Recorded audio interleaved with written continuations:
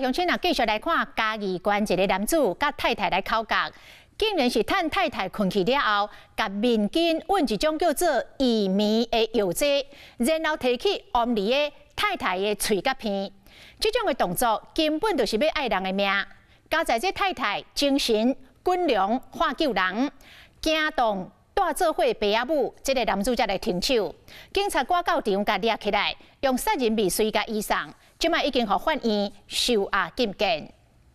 伫戏剧内底，将有浸药剂抽筋仔起来按对方的喙甲片仔，使人昏迷。如今剧本变做现实，伫家己发生。我们就近送最近的医院好不好？消防人员到现场，为面体内底将一个女子紧急送病院，当时伊红细冒互警方带登去调查。头晕啊，然后肢体无力啊。检警调查发现，原来姓刘的查甫人和因某最近定定的冤家。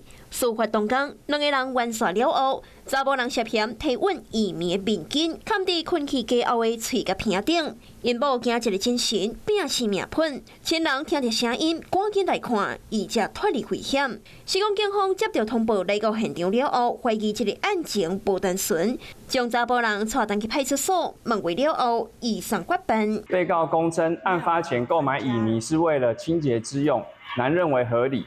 且被告在拨打119报案电话时，曾谎称是夫妻吵架，太太有喝薏米等语，鲜有掩饰犯行之举。过去嘉南药理大学一个查甫学生马捌使用薏米，互共学校的女学生昏迷。那呢，这个薏米到底是啥？米类在16世纪文艺复兴时期就被发现说它具有麻醉的效果。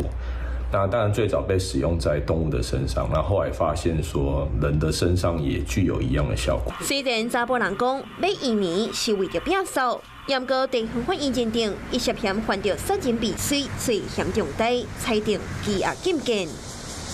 嗨，大家好，我是颖彤。想要来抢先掌握最及时的新闻资讯吗？赶快订阅、按赞、开启小铃铛，锁定华视新闻的 YouTube 频道。